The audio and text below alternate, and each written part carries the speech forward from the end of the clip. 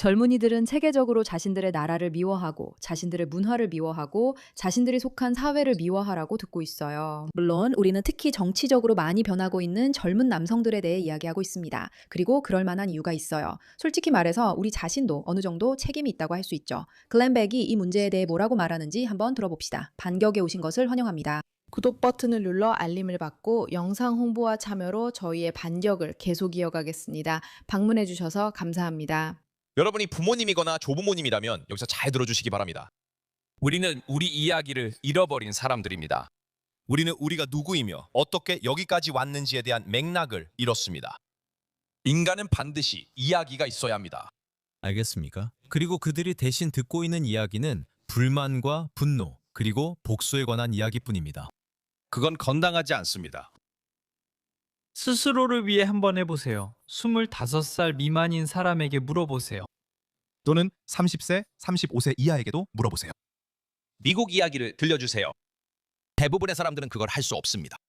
지난 전국 역사 시험에서 8학년 학생들 중 13%만이 능숙한 수준을 보였습니다. 13%입니다. 그들은 현재 학교에 다니고 있습니다. 13%입니다. 10명 중 4명은 최저 기준도 통과하지 못했습니다. 그 기준은 우리가 문서를 그들 앞에 놓는 것이었습니다. 그것에 대해 말해보라고 했지만 그들은 못했습니다. 그리고 그 문서들이 무엇이었는지 짐작할 수 있겠죠? 시민교육 점수는 1998년에 기록을 시작한 이후 처음으로 하락했습니다. 여러분은 우리가 보는 것과 이의 관련성이 궁금할 수 있습니다. 이는 직접적으로 연관되어 있으며 그 이유를 설명하겠습니다. 왜냐하면 모든 사람은 싸울 무언가가 필요하고 모든 사람은 사명이 필요하기 때문입니다. 그리고 모든 사람은 연결돼 무언가가 필요합니다. 그리고 여러분이 자신의 유산이나 사랑해야 할 것들과 연결되지 않고 자신이 어디서 왔는지가 얼마나 대단한지에 대해 듣지 못하고 오직 슬픈 이야기만 듣게 된다면 문제를 만들게 될 것입니다. 우리는 자신이 서 있는 나라를 설명할 수 없는 세대를 키우고 있습니다. 희미해지는 건 이야기만이 아닙니다. 왜냐하면 그들이 이야기를 설명할 수 없다면 자신이 무엇을 지키는지도 모르는 상황에서 왜 그것을 지키려고 하겠어요. 맞아요. 그리고 그들은 자신이 지키는 것이 진실과 반대이며 세상에서 가장 나쁜 것이라고 듣고 있어요.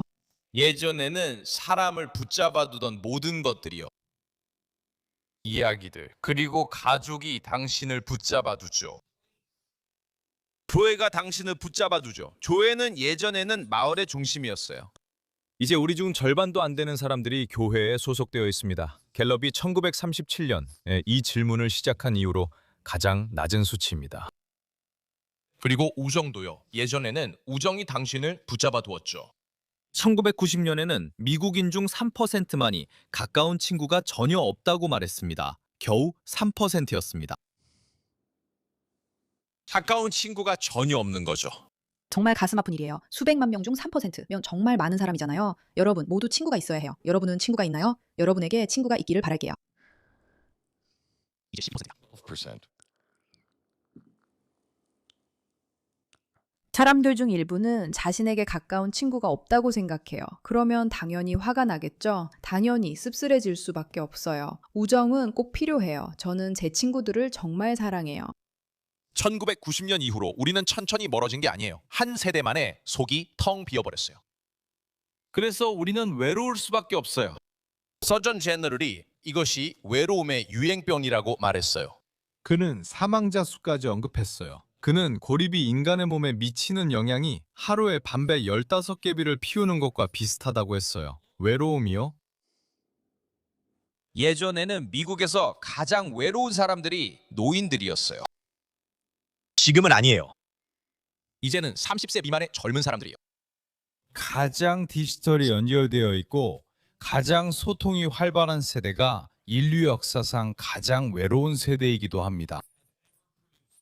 잠깐만요. 이 모든 걸 한 번에 머릿속에 담아두고 우리 아이들에게 무슨 일이 일어나고 있다고 생각하세요? 공유되는 이야기도 없고 교회도 텅 비었고 동호회도 텅 비었고 우정은 가뭄처럼 메말랐으며 의사들이 건강 비상사태라고 부르는 외로움이 있습니다. 이제 그런 세상에 태어나는 걸 상상해 보세요. 과거에 알았던 모든 것들을 모른 채로 살아가는 거죠. 언젠가 그런 나라가 여러분에게 주어진다고 상상해 보세요. 그게 바로 이 상황이 흥미로운 이유예요.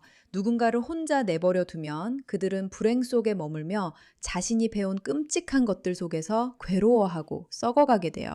혹은 그들이 소셜미디어에서 보고 있는 것들 때문에 결국 그 사람은 불행한 어른이 되도록 내버려 두는 셈이죠. 제가 말하는 불행은 단순히 슬프거나 우울함이 아니라 그 사람의 행동, 감사하는 마음, 가치관까지 포함합니다. 만약 당신이 다른 사람과 연결될 사람이 없거나 자신의 삶에 대한 감사나 고마움을 느끼지 못하고 항상 외로움을 느낀다면 당연히 당신에게 소속감을 느끼게 해주는 극단적인 비주류 사상에 끌릴 수밖에 없어요.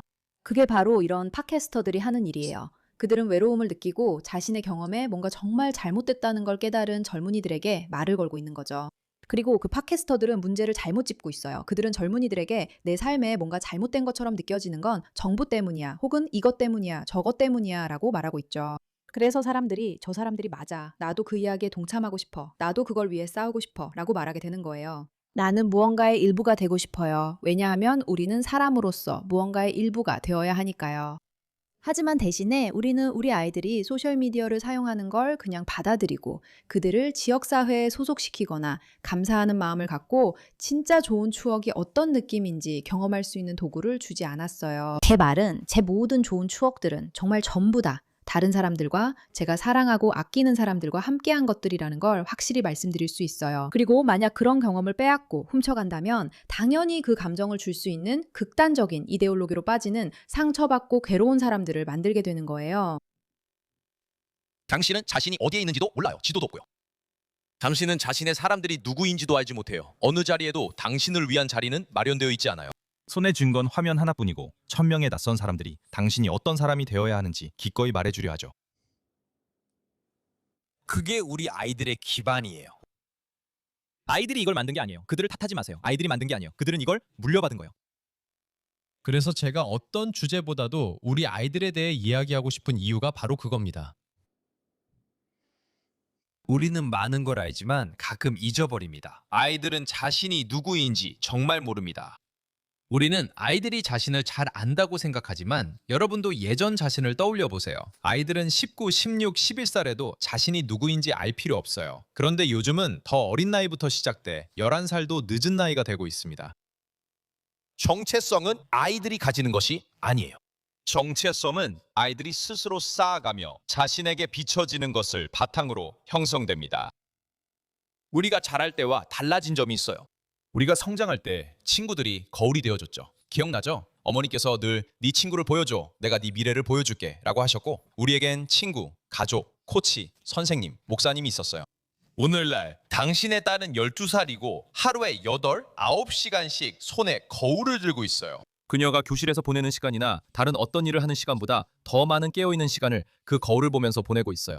사실 그건 거울보다 더 나빠요. 휴대폰, 피드, 알고리즘, 그녀가 보는 쇼, 그녀가 팔로우하는 인플루언서들, 학교에서 듣는 이야기들. 이 거울은 사실 그녀에게 말을 걸고 있어요. 같은 질문을 속삭이면서요. 이게 바로 너야, 그렇지? 이게 바로 너야. 이게 바로 너야, 그렇지?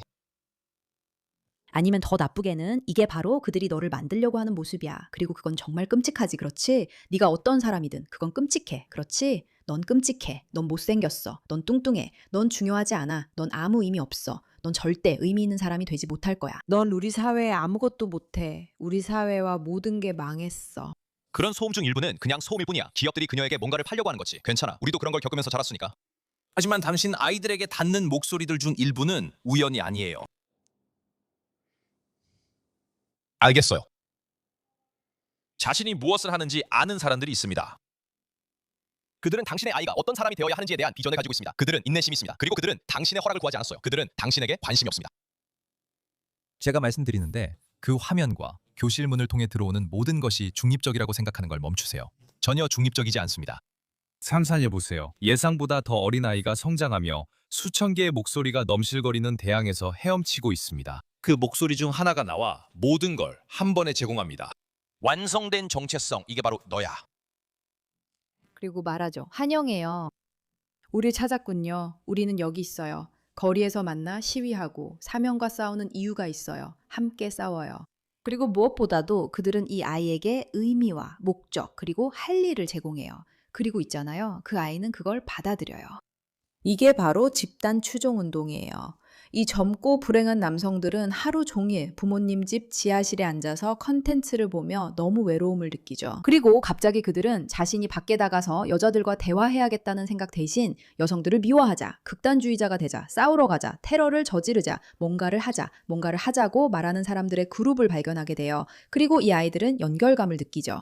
이런 영상은 종말처럼 느껴지지만 중요해요. 문제를 알면 해결책도 만들 수 있으니까요. 당신의 아이가 어떤 감정을 느끼고 있는지 알게 되면 그 아이가 그 상황에서 벗어날 수 있도록 도와줄 무언가를 만드는 것이 얼마나 중요한지 이해할 수 있어요. 그래서 당신이 아니라면 당신을 싫어하고 당신이 대표하는 모든 것을 싫어하는 누군가가 그 해결책을 제시할 수도 있어요. 만약 당신이 그 해결책을 제시하지 않는다면 다른 누군가가 하게 될 거예요. 그리고 그 누군가는 정말 당신의 아이 곁에 두고 싶지 않은 사람일 수도 있습니다. 관심 가져주셔서 감사합니다.